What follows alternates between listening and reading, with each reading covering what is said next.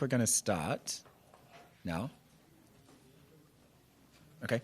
Good afternoon, everybody, and welcome to the third parallel session of this year's International Recovery Forum. We're looking at innovative options to finance resilient recovery. So, great. Let everyone come in.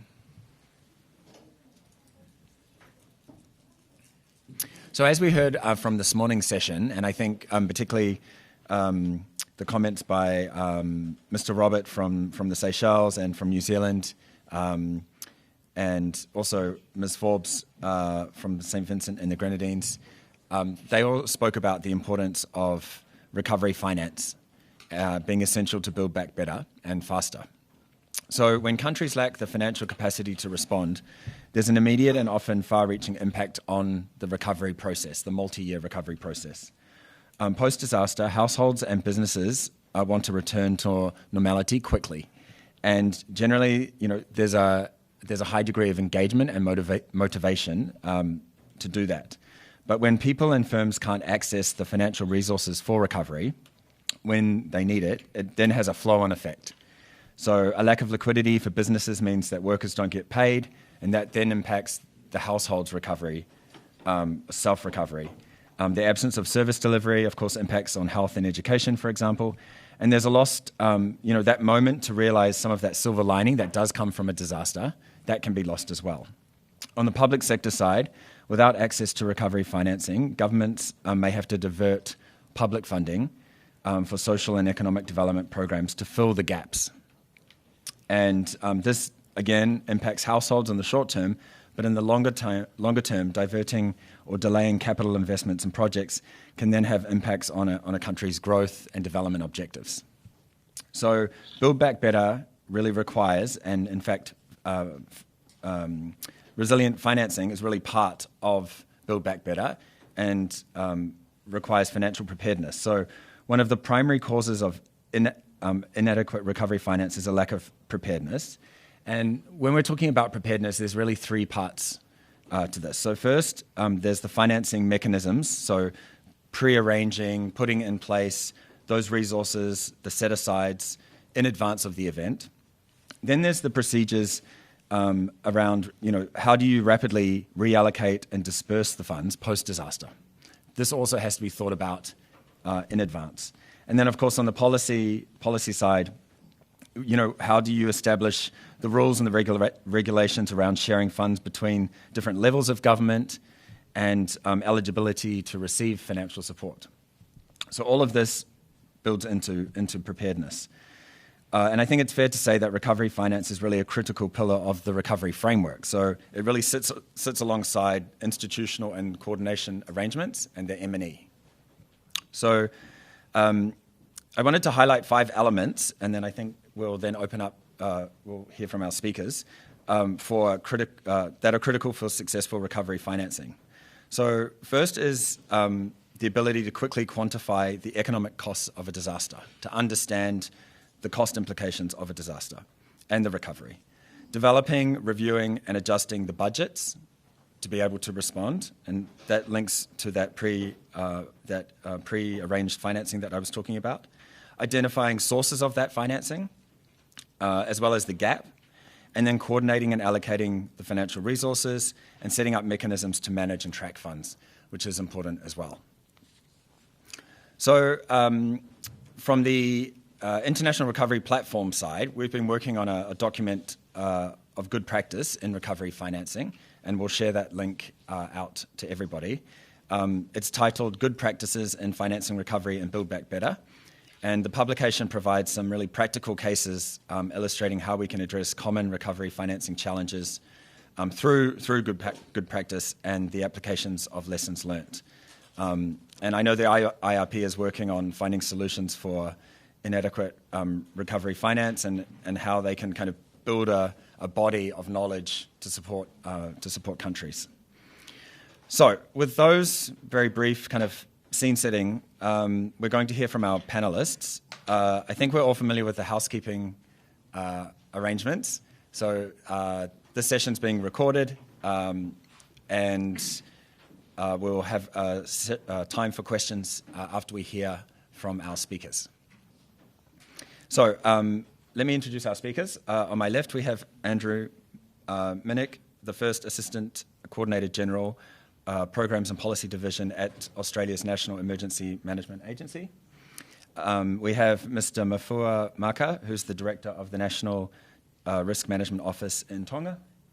And then on his left, we have Ms. Zorana, the International Relations Officer at the Ministry of Interior of the Republic of Serbia.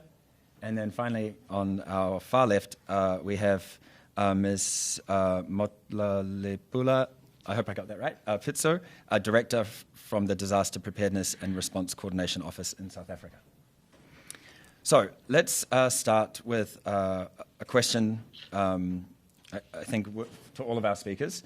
The first one, what lessons have you learned, I guess we should really say, about financing resilient recovery since the adoption of the Sendai framework?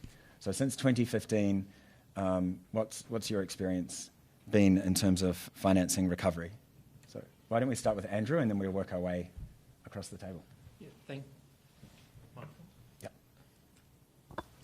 Yeah, thanks very much for that question. In terms of what we've learned, this is the real challenge, I think, for this group, is around the funding. In Australia, 97% of all funding in emergency management goes to the operational response or recovery. 3% goes to preparedness or resilience. So just to kind of share that stat, it's a real challenge to shift that split into a more equitable split between those two areas.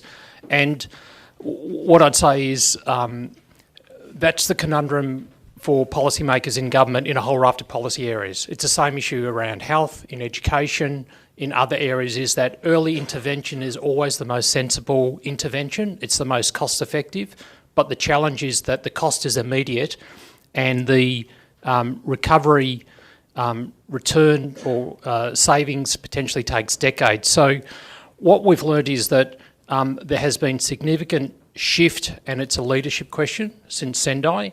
In Australia, we've created the Disaster Ready Fund, which is a $200 million quarantine fund for resilience and preparedness.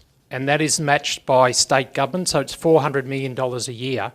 And the observation I'd make on that is, under the legislation, it's completely quarantined, so it can't be dragged across to operational response or recovery, and it's informed by state and local risk assessments, and it comes through the state to the federal government. So it's a comprehensive package of projects that are delivered annually to actually improve the resilience and preparedness of Australian communities. And that's been a significant shift and a new initiative from the federal government. And can I say, in terms of state and local government community groups, they think it's fantastic because it's very hard to tap into specific funds for that type of activity. Thank you.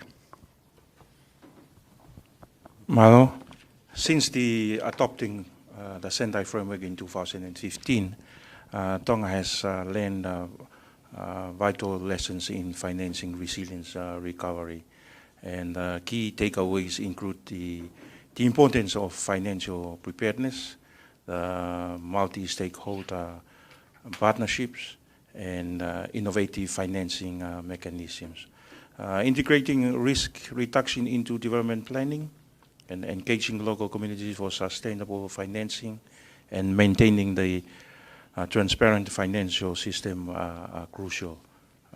Flexibility in financing approaches, capacity building, and long-term investment in resilient infrastructure have proven essential.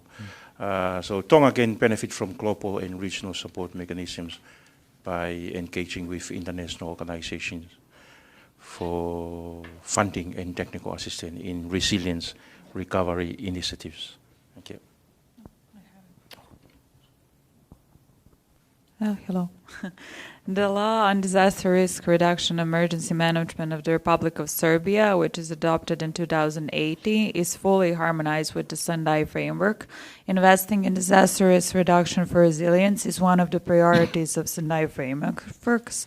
It's also recognized in the legislation of the Republic of Serbia that today over 80% of local government has adopted strategic documents, which is significant improvement compared to the previous period. Also, the new National Disaster Risk Reduction Strategy will be a roadmap for common understanding of DRR in Serbia, and it will establish legal and institutional basis for effective planning of DRR.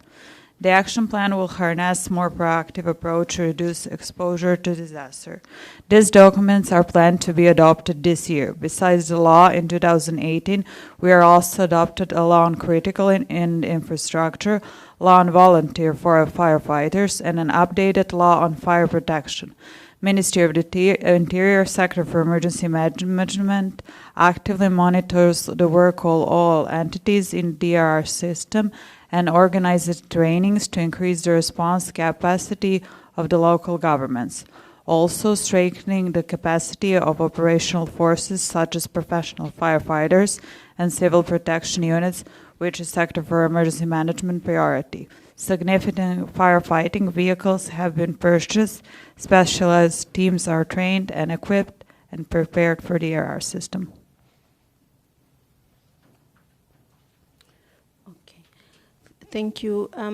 I think it is important to indicate that South Africa has an excellent foundation for disaster risk financing in the context of developing countries. And the Disaster Management Act, which was enacted in 2002, focused on preventing or reducing the risk of disasters as well as mitigating the severity of disasters. And this was further strengthened through the adoption of the Sendai framework in 2015. Since 2015, what we have done as the country is to bring in stringent conditions within the disaster grants framework. We have the disaster response grants as well as the recovery grants. But before the adoption of the Sendai framework, the focus was more on distributing funding. But now the focus is more on the building back better and resilience building from the grants that are dispersed. What we also have done is to invest more towards enhancing capacity of the South African Weather Service, which now not only focuses on the predictions of the weather, but on what the weather will do based on the vulnerabilities within communities, and this is this enables us to have fit for purpose and timeous decision making by authorities within the communities, primarily in saving lives as well as livelihoods within communities. Thank you. Thank you, Ms. Pitso. I think what we heard there is from Australia's, Australia talked about its set aside, right, and this burden sharing between the states and the federal government and the communities.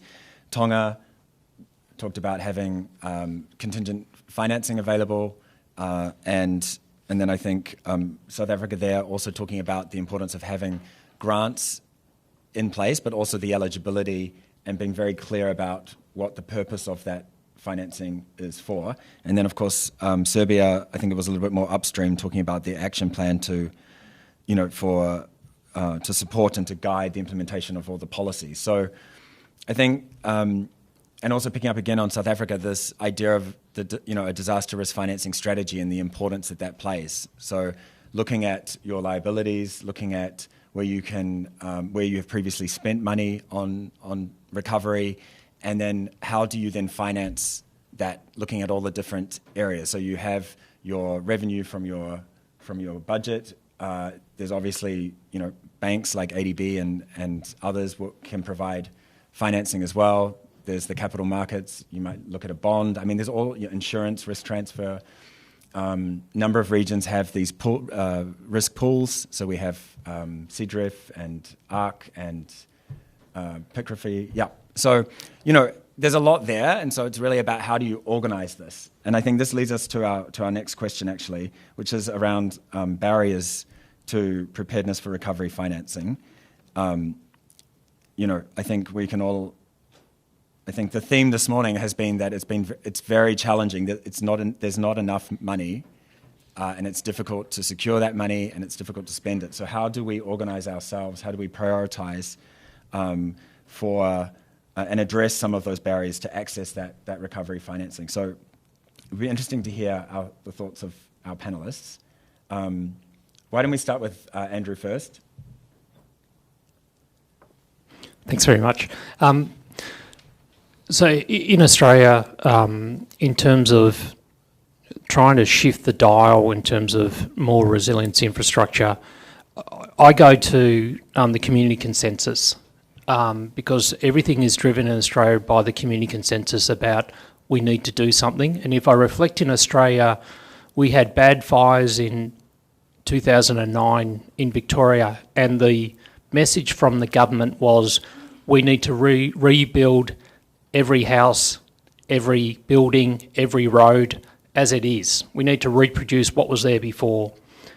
We've just come from bad floods in North Queensland, so this is now 15 years later, and the conversation with the community from the start is about building back better and what's the resilience options for the community in terms of rebuilding from that flood event. And the sense I get, and all communities are different, but in Australia, because often the communities have been impacted repeatedly, there's increasingly a consensus that we just don't want you to rebuild because that doesn't solve our underlying problem. So if I take a step back, that community consensus is really powerful because that then drives government decision making. The other thing that then leads to is in Australia, before we had a high risk summer season coming up, we had a National Preparedness Summit, and that was from the Prime Minister invited 250 of the key leaders from around the country for a 2-day summit to talk about preparedness. Are we ready for the upcoming season? And then we did some scenario planning in terms of disaster management. And that was both practical in a sense of all the key people in the room testing how prepared they were for the upcoming fire season, but importantly for the community, it was a really powerful tool to educate the community about there is the summer season coming up, it's high risk, are you prepared at a household level? So I say that because, again, getting that messaging out to the community is really important. Then if I cascade down to the specifics of how you actually get more funding into this preparedness resilience space, our experience is it needs to be risk informed and data driven. Because at the end of the day, if you talk resilience, everything can be better, and that means everything can be more expensive. So it's a question of, through data, prioritising from the community what's actually their key either infrastructure or community buildings or other assets they want to prioritise in the rebuild. So we use that step to have it data-driven. The observation I'd make, certainly in Australia, if you're trying to get good data, we work very closely with insurance firms. They've got data down to a household level. So sometimes in government go, I just wish we had some good data. Insurance firms, you can tap into that, just a bit of a heads up. They've got great data, which we use increasingly in terms of informing our decision making. The other comment I'd make is, in terms of how you inject additional funding into resilience, is you need a coalition of support both within government and outside government.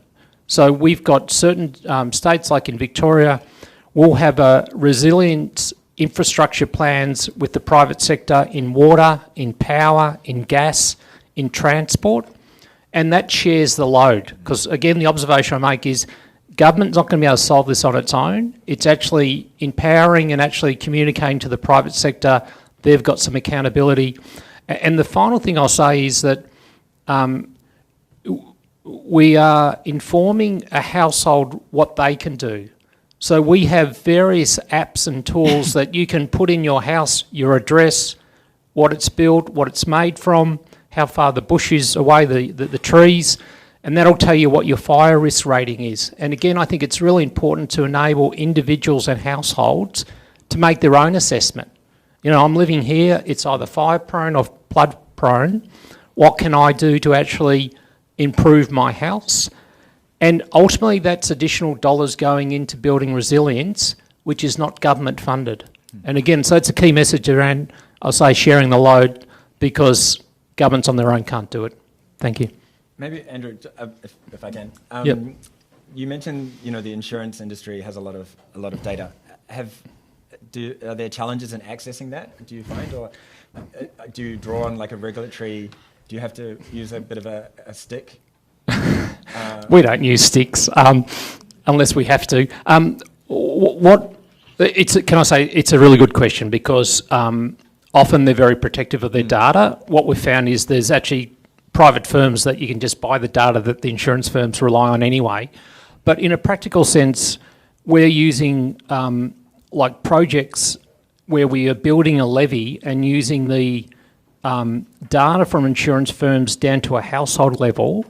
So we can actually track, if we build that levy, what is the risk assessment per household by insurance firms, and therefore what would be the premium reduction? Because what we found is in the insurance space, it's not clear or clear enough around the link between either government or individual investment and a reduction in risk and therefore premium. So to your point, that's a real life case where we want to get down to household level, use the data and go, right, I mean, this levy's going to cost $170 million. Are they going to reduce their premiums? Yeah, and then have that benefit for the community. Yeah, have that benefit. Yeah, exactly. Okay. Mr. Maka, so we know in Tonga, I mean, same question to you, but, you know, we know in Tonga, unfortunately, there was the Honga Hapai eruption, and then, as we learned from you earlier this morning, you know, recovering from cyclones. So looking back now on that, what do you identify as some of those barriers for preparedness for recovery financing? Thank you.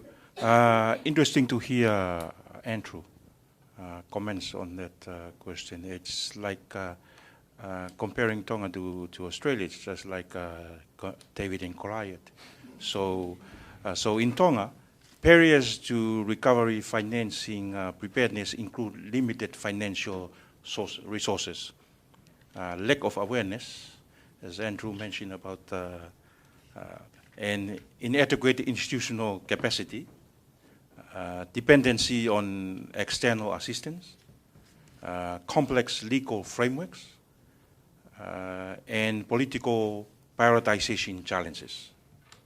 To overcome these barriers, Tonga can diversify funding sources, invest in capacity building, simplify legal processes, prioritize recovery financing in national plans, and explore adaptive financial strategy. I would like to emphasize the collaboration with international partners and the private sector is crucial for us here, because it's leveraging the diverse financing options and building resilience.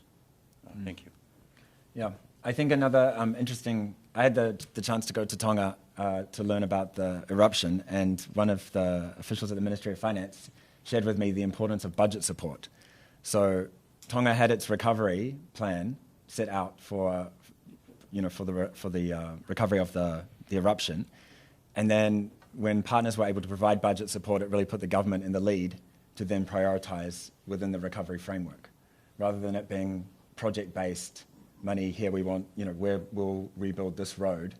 Maybe that's not the priority, right? So I think your point there around having the policies in place and the strategies there as well. I think it's a challenge that we always face in the island. Is that I'm sorry about the saying this, is that it's the way that the Tonga and development partner looking at the project and the way they support us. And assist us, especially in the financial side, is that it should be tailored to the needs of the country instead of dictating from the other side. And that will lead us to what we really, when I always mention that, like the resilient infrastructure. If you say that we are going to build this road, I remember that back to 2000, a group of experts from the Ministry of Infrastructure went to one island, and they asked the community, we are going to build the jetty here, the wharf here. And the community said, no, from our experience, you better build it in this site. So what happened? They said, no, we are going to build it here. And 2014, Cyclone Ian wiped out that. So what I'm trying to say here is important as well is to engage the community, as I always emphasize in my previous, the community engagement, empowerment, and the ownership. It's very important. Thank you. Yeah, and follows on from what Andrew was saying as well about it being community-led. Zorana, what's Serbia's perspective? Hello. So the Secretary for Emergency Management coordinates and lead close collaboration with local self-governments regarding the allocation of the annual budget for prevention and recovery. And we deal with something that is, I would say, invisible. I have to explain myself. We give money to local self-government, and they choose to invest that money in something that is visible, like kindergarten. I don't know if you understand me, because for them that is better, because kindergarten is visible. You can see where the money went. But our focus is to invest that money, to redirect that funds to prevention, to recovery. But unfortunately, that is not visible, so that's the main problem, and that's the example that I want to give you. That's it. Thank you. You're welcome. Ms. Pitso. Thank you. From South Africa's side, I think the challenges are similar as indicated by most of the colleagues, but mostly it's competing priorities and limited resources to cater for service delivery and development areas within the country. And now, in recent years, with the recurrence of disasters, mainly we're suffering from inclement weather incidents as well as fires, and therefore there is always a struggle to strike a balance between developmental needs as well as response and recovery. And as the colleague has indicated, most of the decision makers will lean towards development projects rather than on recovery. And we also have a challenge of institutional capacity, the weaknesses within institutional capacity to effectively access and expeditiously access the existing disaster resources. Because what we have also learned is that, or experience is that it's not necessarily always the challenge of limited resources, but the capacity to access that fund and also implement the available resources due to various challenges, capacity in terms of technical expertise to be able to fill in the forms and follow the processes, as well as I indicated that we have now strengthened the conditions for grant allocation. And also one of the challenges, I think it's still also on capacity, is that having to run the phases concurrently, that is from response up to recovery and rehabilitation. I think the colleague from Fiji in the morning indicated that challenge, that when you are planning to close out the response phase, now another occurrence comes in and then you have to restart. And then there's a delay in the recovery and moving to recovery and rehabilitation. So those are the main primary challenges that we are facing as South Africa. Okay. Yes. Thank you. Great. Okay, I think that's very interesting and actually sets us up for our subsequent question around the role of the Loss and Damage Fund and the Santiago Network, but we'll get to that in a moment. Maybe we can focus a little bit on some examples of innovative recovery finance that have emerged since 2015. If you're welcome to share an example, from the national level or as you see fit. So, Andrew. Yep. Thanks, Stephen. So the key funding arrangement we have in Australia is the disaster recovery funding arrangements. It's split between state and federal government 50-50. It's pre-existing, so the arrangements are in place before any event. So the issue of post-event or the middle event trying to work out who's paying for what, that is already in place.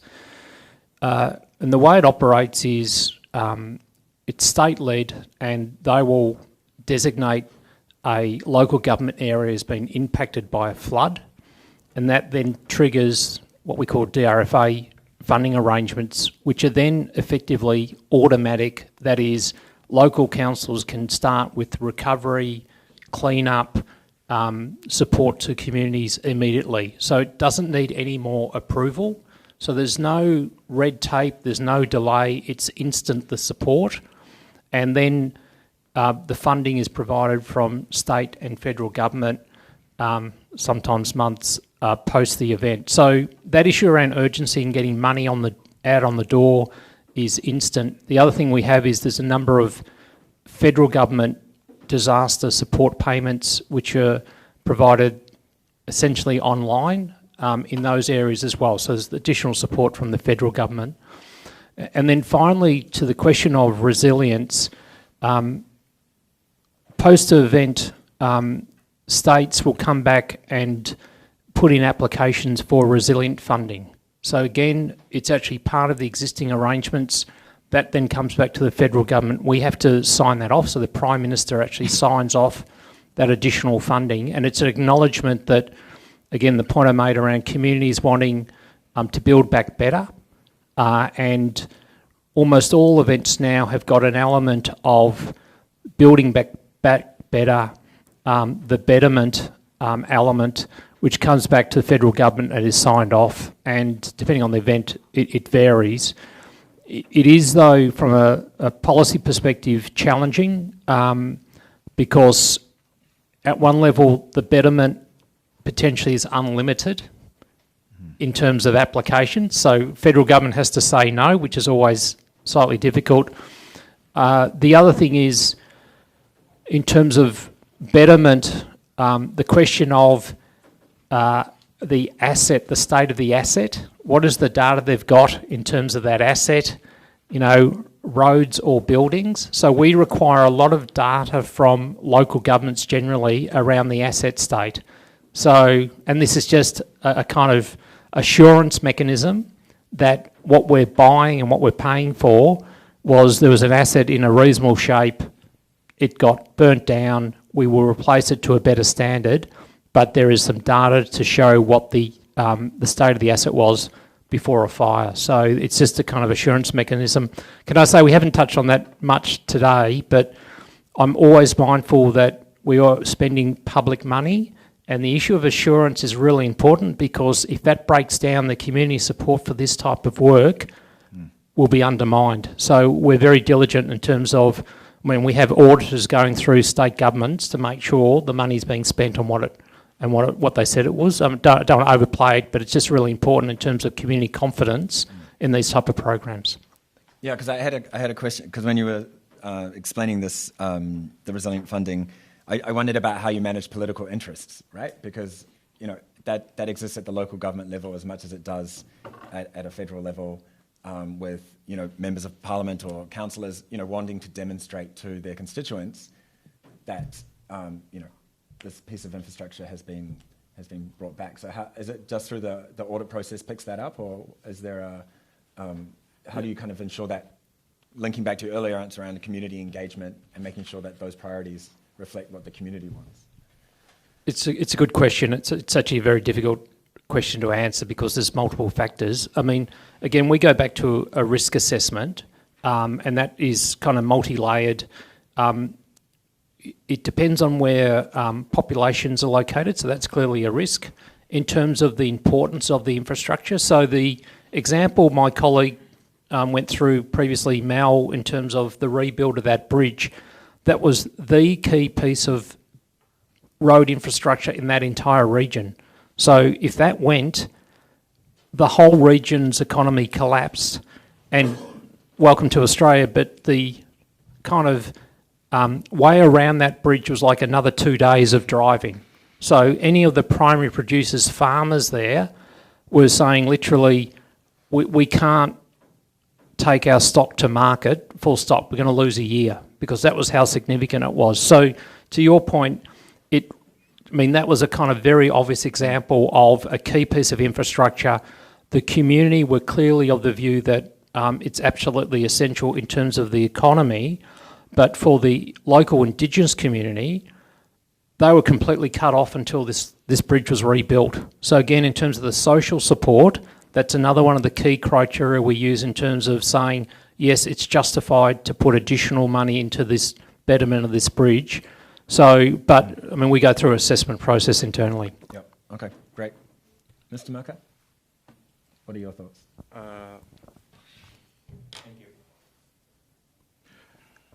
Innovative recovery finance that emerged since 2016 include exploring catastrophe bonds for post-disaster funding, establishing a climate resilient fund to attract diverse sources, implementing micro insurance programs for vulnerable populations, and issuing green and blue bonds for sustainable projects, adopting result-based financing for accountability, and engaging in public-private partnerships to fund resilient infrastructure. So these approaches can inspire Tonga and other small islands, nations to scale up innovative recovery finance mechanisms at both national and international levels, addressing specific vulnerabilities and building financial resilience. I guess it's that in the Pacific, small islands developing states like Tonga faces challenges with limited disaster finance addressed through the Emergency Management Fund and the Disaster Risk Management Act of 2021. So to overcome our limitations, Tonga introduced a disaster resilient financing strategy 2021-2025 and explores resilient dividend models, actively promoting the Think Resilient approach. So Tonga cooperates to integrate resilience measures into our development planning. Thank you. No, thank you. And I think highlighting the importance of the DRF, the disaster risk financing strategy, as a tool, right, to organize yourself and to think about where do cat bonds and insurance and government set-asides, where do these come in, and how do you layer them, I guess, right, depending on the event, because they all have, they all come at a cost, and there's all pros and cons to each instrument. So I think maybe we can get into the DRF strategy a little bit more, but first let's move to Ms. Zorana from Serbia. First example is the example that I was talking about in the previous question, and that is allocating the money. Allocating the specific portion of the budget to encourage the local self-government to redirect money, funds towards prevention. And the other example is the World Bank that has recognized Serbia as an additional initiative and assurance that in the event of major emergencies, finances are marked for recovery, as was done in 2016. For 2042, the World Bank has approved 70 million in case Serbia declares a state of emergency due to natural disasters. So that would be my examples. Thank you. So another example there of a credit line, I guess Serbia can draw down on if the event happens, pre-arranged. Yeah. Great. Okay. Pitso? Okay, as I indicated earlier, South Africa has disaster grant system mainly dependent on the fiscus. And as we continue to incur damages and losses from the disaster occurrences, we have realized that there is a need to diversify funding instruments, of which, as a country, we have developed the disaster risk financing strategy, and currently National Treasury was going through a diagnostic process just to evaluate how far we are. It has been published on the website, and we are now trying to strengthen the weaknesses that we have seen from it. And so what we are doing to diversify the funding is to look at the means or arrangements that will not take away funding from the social and economic development from the fiscus, but we're looking at strengthening insurance or risk transfer measures, sovereign risk transfer instruments such as bonds designed to cater for risk, obviously looking at our capacity and capability and resources available within the country, looking at the debt that we have as a country currently. And what we are also doing is to encourage organs of state that are generating income to also have a special levy designed for the recovery purposes in the long term. Also as for them to establish public-private partnerships, as my colleague from Tonga indicated. But what is of importance, looking at the donor support, which we often receive from the country, is to look at donor support in terms in kind. Mostly donor support is in monetary terms, which often delays the implementation of projects and interventions because of capacity constraints, procurement arrangements and systems in the country. Therefore, what we are now vouching for is for also donors and countries that would like to support to also bring technical expertise and do the implementation of the projects themselves as well, in order to looking at the capacity building and skills enhancement to also enhance sustainability within the affected communities. Thanks. Thank you. Again, with another example of the importance of a disaster risk financing strategy. Before we open the floor to questions, we do have one more question for our panelists, which is on the role of the Loss and Damage Fund, which I'm sure everyone's familiar with after the I guess capitalization or the commitments that were made in Dubai, and then of course the Santiago network, where UNDRR and UNOPS are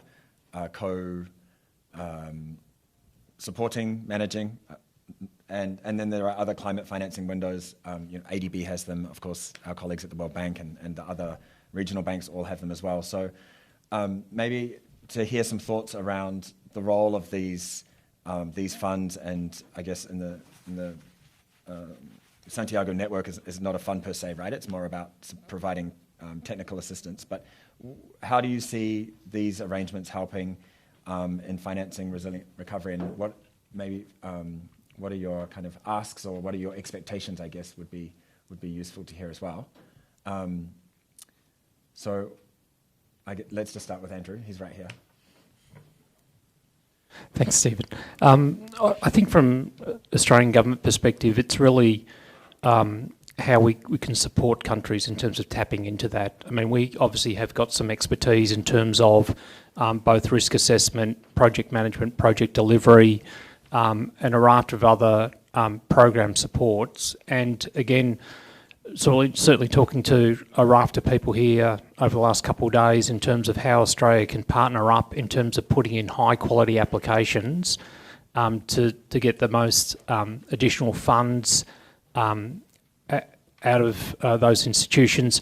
The other thing is, obviously, from a federal government perspective, we're very well plugged into the various financial institutions, Department of Foreign Affairs and Trades, and the various funding sources they've got. So clearly, NEMA has got a role in terms of facilitation. No, we don't have a bucket of money that we can provide, unfortunately, but in terms of the role of facilitating high quality applications and working back either within government or the private sector, clearly a role we have and very keen to play. Thanks, Stephen. Yeah, and I think that the technical assistance aspect is really important, given that we are dealing with very limited amount of funding. So making sure that the applications are of a high quality so that they have the greatest impact for the money that's available. So I think, yeah, very important contribution. Mr. Maka? Thank you. I think for Tonga, they provide financial support and promote international collaboration and address systemic issues related to climate-induced losses. They're also offering capacity building, sharing knowledge, and emphasizing inclusivity. And this mechanism contributed significantly to building resilient and supporting effective recovery efforts after climate-induced disaster. But I'd like also to make a comment that the issues that we're always facing is that the accessibility to the fund, and what I mean by accessibility, not only access through by getting there and get the money, but also filling forms and going through. It takes a long way.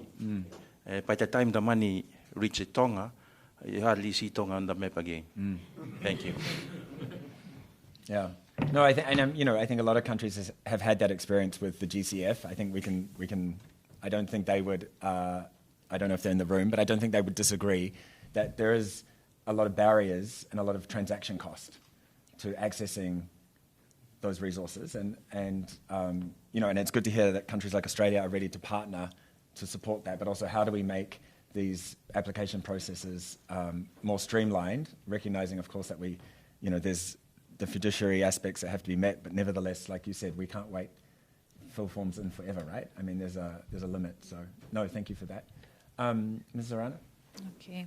The Republic of Serbia collaborates with other institutional climate summits and climate agreements. Aware of climate change globally, especially in Serbia, because I think we lost some. We are going straight from winter to summer, and because we are aware of all that, Serbia has entered into agreement with the World Bank again this year, acknowledging the inevitability of facing major emergency. It's only a matter of when. That's it. Okay, thank you. Over and above what the colleagues have indicated regarding financial support, what we think these platforms assist with is with regard to building capacities and skills within the countries, particularly on the accurate collection of information and reporting on loss and damage information. As indicated, the collation of information, accurate information, is always a challenge, and it is important that we have platforms where we can be able to support each other, provide technical support for the collection of information, and the other challenge is the standardization of that information, that how we collect it as countries is very important. So I think that is one of the benefit from that. In South Africa, we're also looking at other systems that are there, the disinventer system that really assist us to have the information readily available, particularly for decision making, in order to for us to have accurate decision making, because in most cases, even when you are applying for funding or support, there is a requirement to provide the information, accurate information, but more importantly, the information also assists with risk reduction and preparedness measures, including resilience building within communities. Thanks. Thank you. Yeah, no, and I guess we all have to wait to see what arrangements, what the small print is going to be with the Loss and Damage Fund and with the Santiago network. But I think it's clear from a recovery perspective, there's a lot to draw from. And the challenge or the opportunity, I guess, is really on how these new instruments, bodies, whatever, can really pick up from where we are, right? Because I think we, as was articulated by I think all of the speakers, the needs and the challenges around recovery financing are known. So it's about how do we bridge that and provide that capacity support and that technical assistance. So let's open the floor to questions to our great panelists. Just raise your hand. Oh, well, let's start with you, sir. Yeah.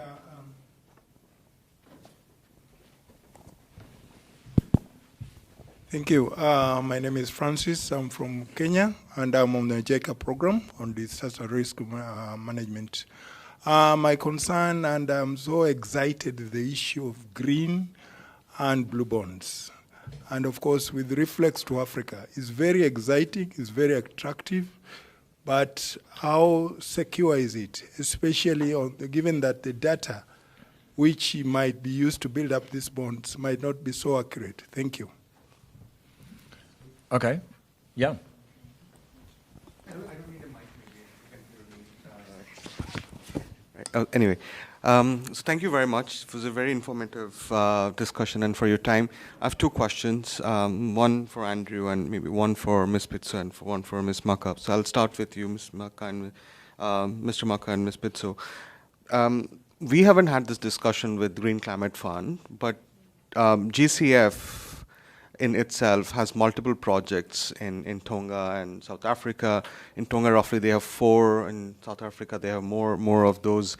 But a large chunk of listening to you in the morning sessions and for other colleagues in the morning sessions, a large chunk of what we call preparedness by default falls also under adaptation, if you want to qualify that in itself.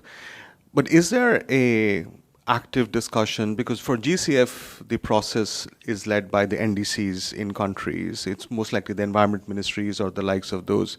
So my question in short would be, is there an active conversation between your end and the NDCs, who are basically the channel to the GCF processes, in allocating resources towards, maybe preparedness actions that you are looking at, or, a portion of those financing then itself? So that's my question maybe to you and to you, Mr. Maka. And Andrew, just out a question which we are also trying to find an answer to, and I think Steve will resonate and other colleagues that have been engaged in this topic. Resilience in itself, one is it's always difficult to quantify it, depending on what you're doing in context. But one of the problems with resilience has been that the additional cost that is required. It's always difficult for finance ministries or planning ministries to put the approval stamp on it because of the cost-benefit calculation. Have you, at your end, encountered something like that, and have you come across as an answer to this question? Because we have had this discussion with quite a number of countries, and I can give an example of Canada, where they have been trying to look at approving multiple projects, infrastructure projects which includes nature-based solution as an option, and they get stuck when it goes to the financial auditors because they want to know the cost-benefit of this, and it always gets complicated in the process of quantifying that. Thank you. Okay, let's start with those questions. Why don't we work backwards and start with Andrew with your one, and then we'll move to... It's another good question. Our good colleagues in finance departments. What I'd say is we've actually got some reasonable data out of Queensland that has shown they've funded about 334 projects and they inbuilt resilience into them. Those projects were impacted by a subsequent event. 85% of those projects were either not impacted at all or were impacted very slightly, and the saving on that spend of $250 million was $110 million.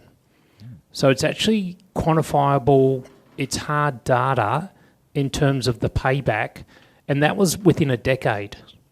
So that was actually, I mean, it was slightly alarming because that's a pretty short period to get that type of return.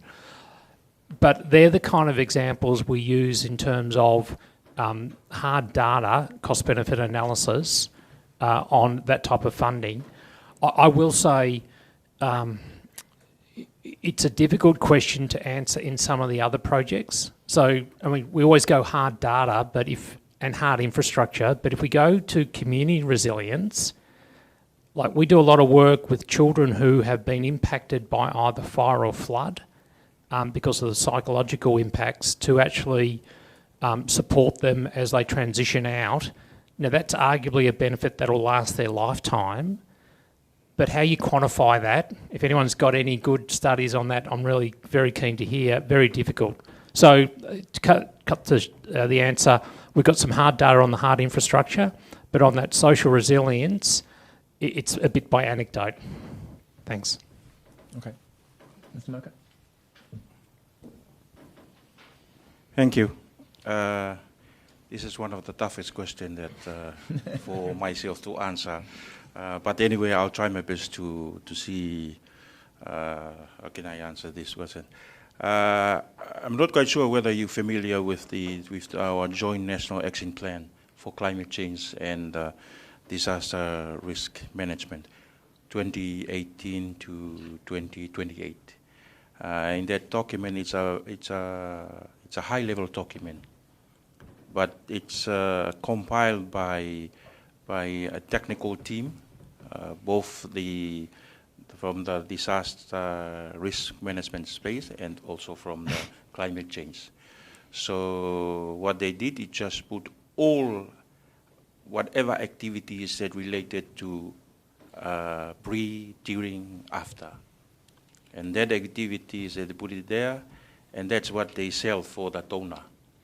That's what they sell for the donor for funding issues. So not only that, but they also the climate change policy. We also have the climate change policy in place, and disaster risk management policy as well. And I guess what I'm trying to say here is that the climate change department lead the negotiations and the discussions supported by the Ministry of Finance. And from the disaster risk management, we are there to submit our readiness for the support of the climate change department. Although that we are in the same building, we are in the same ministry, but it's like an arrangement way back to 2015. So it's that we are still sleeping in our own rooms instead of trying to put us in, because it's supposed to be a joint national action plan. As I said, we also have the emergency management fund in place, and climate change also have their own fund nowadays. And so that is the reason why they are the one who's doing the to NDC, as you mentioned. So, but from the country perspective, is that the Ministry of Finance lead the whole, as I mentioned about the risk financing.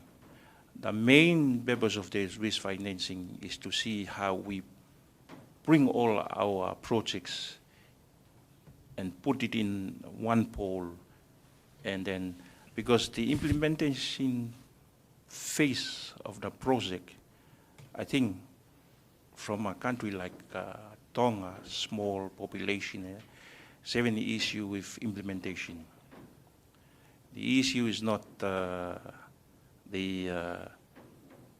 fund is there, but the issue is that, like Zorana mentioned, is that about the expert and the people to really implement the project is the issues here. But I guess I'm trying to see how best I can answer your questions from a disaster management, not from the climate change perspective.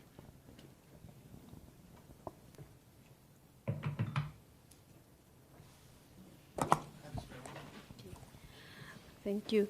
The Green Climate Fund is coordinated by the Department of Environment Affairs, as you had indicated, and they have made strides in terms of preparedness, though in terms of allocating funding towards preparedness, though it's not to the level that we would want it to be at this. We know that the focus has been on capacitating the municipalities in developing disaster management plans with climate change strategies. And what we are now doing is to try to set up a structure at national level to coordinate donor funding, because when we looking around, we realize that there's a lot of opportunities, donor funding opportunities, and the funds that are coming in. But the challenge is with regard to coordination to ensure that the focus balance towards preparedness and mitigation instead of response and recovery, as we have had the colleagues indicating the challenges that in most cases the focus will be towards response, funding response and recovery instead of having preparedness and mitigation measures in place. So in a nutshell, the discussions are there in order to tap onto the Green Climate Fund for preparedness and mitigation purposes. And as you indicated, yes, we have received a lot of or sufficient support from the Green Climate Fund. Yeah, thank you. Thanks. Yeah, and maybe I can just supplement. I think the other area where we can make some inroads is on policy-based lending and the programs that are attached to those. We're seeing more climate change PBLs, contingent disaster finance. World Bank have their CAT DDOs. How do we make sure that in those policy measures that the countries agreed to undertake for that pre-arranged finance, that pre-disaster preparedness aspects are included as part of that? I think that's probably something we need to all look at a little bit more. Francis had a question about bonds. I open to the panelists. I don't know if anyone wants to speak around green or blue bonds. Maybe I can just say from ADB's perspective, there's green bond principles, which the International Bond Organization has issued. That's not their title, and we subscribe to those. So I think that perhaps partly answers your question, that there is a framework for green and blue bonds. But yes, I don't think our panelists have experience, it seems, directly in green and blue bonds. Let's open for another round. Yes, Ms. Soka. Just a comment. This is regarding the loss and damage. Just regarding the loss and damage funding. Given that loss and damage is legally binding through the Paris Agreement versus Sendai Framework, which is voluntary.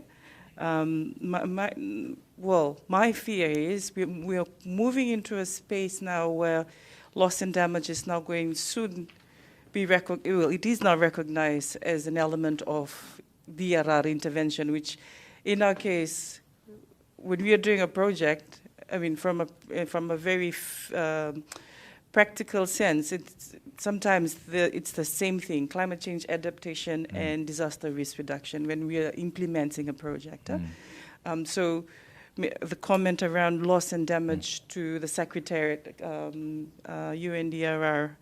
is the need to have proper governance around the utilization of this particular trust fund, specifically when one is voluntary versus one that's legal binding. And I've been in discussions where I've seen that because it's legal binding, there's a lot of commitment and a lot of noise that happens in that space compared to DRR. And for me as an implementing agency in my own country, when it comes to funding, because loss and damage and climate change is legal binding, there seems to be much more attraction there. The only time the attraction comes to us when there's a big disaster. Mafua and I know this very well. That's when we get to appear on the front page and everybody's coming to us with their checkbook. But apart from that, when we're talking about building resilience, we're talking about disaster mainstreaming, it's difficult for us right at the grassroots level to disaggregate the two, because one, you're talking about the same people who are going to implement the same project, and two, it's one is voluntary and one is legal binding, and the mechanism, the execution is the same, but the reporting line is different, so it gets a bit more confusing all over again. But in terms of accessing the funding, it's more sitting on where legal binding is, because that's what they have to report against. So I hope moving forward from this, this discussion, and I'm glad that the Green Climate Change Fund came up, because that's untouchable. For us, I just call it the untouchable funding. These are mechanisms that are put in place that are supposed to support our initiative and our drive towards climate change adaptation. But accessing that funding, you might as well have a disaster to access funding than to go for GCF funding. So just a comment really around making sure that the governance around loss and damage are articulated well to not override disaster risk reduction, or in this case, all this work that we are doing on mainstreaming disaster risk reduction, our disaster risk reduction policies, et cetera, all the reporting line that we are doing to Sendai framework. I hope somewhere down the line this is not taken over by where the commitment is legally. Thank you. Thank you. Yeah, and let's hope the lessons are learnt from GCF. Okay, let's go to gentleman here. Yes, thank you so much. My name is James Chinian. I came from South Sudan. I work in the National Ministry of Humanitarian Affairs and Disaster Management. I'm currently here in Japan with the JICA program. Thank you so much for meeting each and everyone and seeing this fruitful forum. I'm so impressed on the activities you guys are doing in your different sectors. My question is in terms of coordination and linkage. How do you, this great job you've been doing in different countries, how are you coordinate with the lower? I came in a country where almost this disaster are there, almost all. But how are you coordinated so that this great job you're doing reach to the lower developing countries like South Sudan? Thank you. Okay, thanks, James. Okay, is there another question? Because I'm conscious of time. I don't want to be accused of... Okay, so yeah, please. We'll take this as the last one. Yeah. All right. Please. Okay. No, my name is Hassan Parto. I work with the UN Environment Program. So my question is on greening the Building Back Better aspects. I mean, there was a point was raised about cost-benefit analysis there, and I was also interested to know, when looking at the Building Back Better, how do you look at environmentally friendly solutions in terms of environmental and social safeguards, in assessing the options, and also in terms of some of the solutions, like environmental solutions, especially those that are alternatives to hard infrastructure. there's a lot of, I think, reservations by, let's say, engineers or disciplines there that about the effectiveness of these options. So I'm just wondering, like in the case of Australia or in South Africa or in the other countries, when you go and assessing the options of building back better, how do you look at those aspects? Then, and another quick question was about repurposing of funds. I hear this a lot, that after disasters, a lot of funds get repurposed. I mean, I don't know, in the case of Australia, you mentioned that you have these reserves, $400 million, but the fact that also after, even with donors, they tend to also repurpose a lot of the funds that were meant for development projects or other projects, and then that also creates gaps which might weaken for the future. So if you have any observations on that, I'd be interested to hear. Thank you. Okay, and then Abhilash, let's end with you quickly. I don't have a question. Comment, please. I wanted to reflect on what our colleague from Fiji just mentioned. Completely agree. The articulation of these instruments is what it's very much necessary to understand. What is what and what is what not. The Loss and Damage Fund, World Bank is currently the interim host of it, and it hasn't yet set out the process of approving, not approving the mechanism. But the articulation and the means of it will depend on what member states. Member states ask for and articulate in the requirements of itself. So what you just mentioned is something I believe, or we believe, that the member states needs to put forward as when the mechanism starts to set more in motion. What UNDRR and UNOPS have at their end is currently the Santiago network, which is more or less going to provide the technical assistance, of which the terms are also not very clear yet, because it's still also going through a process of negotiating and creating those means of it, but completely in agreement with you. Okay, so to our panelists, if you would like to address the question we had from UNEP and also from James from South Sudan, I leave you to decide, or if you just want to make a closing comment, but just very briefly, please.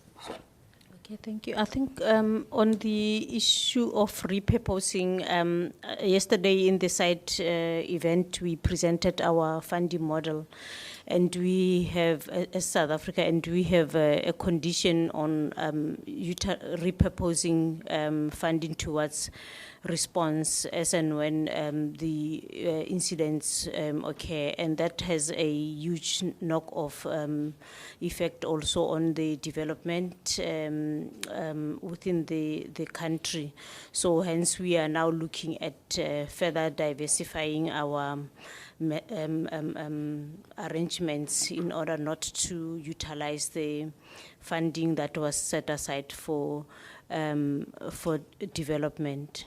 Thanks. I might have a go at a couple of those questions. On the repurposing, the Disaster Ready Fund, the 400 million, that's under legislation, so that is quarantined, and everything can always change, but it's pretty robust in terms of that is a bucket of money that won't be transferred to anywhere else. On the environmental side, we always think of recovery in the four domains: built, environmental, social and economic. So we always look at that.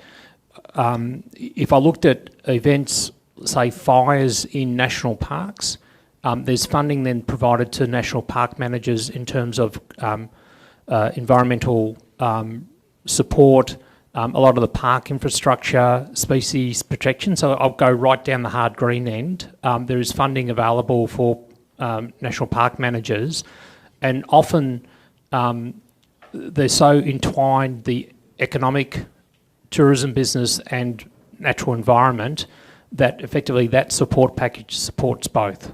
So it's not forgotten. But again, I'll just say, generally speaking, we always go hard infrastructure and then everything comes sometimes a distant second. Thank you. Ms. Zorana, did you want to say anything? Okay, well, we're actually at time, and I don't want to keep you from coffee. So let me just thank our panelists. I think we really benefited from a really diverse group of countries and some really interesting lessons and experience. And also thank you for joining the session, and we'll close it here. Thank you.